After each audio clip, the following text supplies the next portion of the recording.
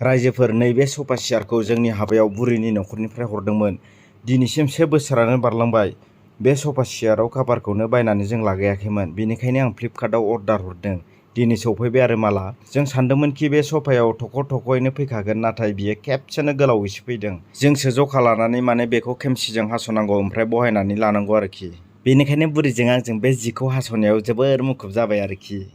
बुरैया हास'खांनानै खेबसे चेक खालामनानै नायदों, ओमफ्राय बरिया जादों होननानै खेबसे स्राय मिनिदों। दानिया बुरैया गासिबो सफा सियारावनो बे काभारखौ लागायगासिनो। आरो दानिया नायदो रायजोफोरनो माबायदि नुदों। सिगांनिख्रुइ जोबोर एसेबाबो मोजांसिन नुदों, नङा होमबा? बुरैया जि बहायनायाव मेंनानै दै लोंलायथारबाय। नैबे जुखाम बिफां नुनाया बुरैनि नखरनि जोलैमोन। गोदै ना गोखा होननानै दिनै जाना नायनो नागिरदों। दानिया जुखामखौ रुबाय आरो बोखांबाय आरो बोखांनानै अराव एसे सावफ्रामबाय आरो आं रायख'बायदि जाबाय। बुरैयाबो नै जाबाय। सोर सोर जुखाम जानानै मोजां मोनो कमेन्टआव खोन्थाहर दे।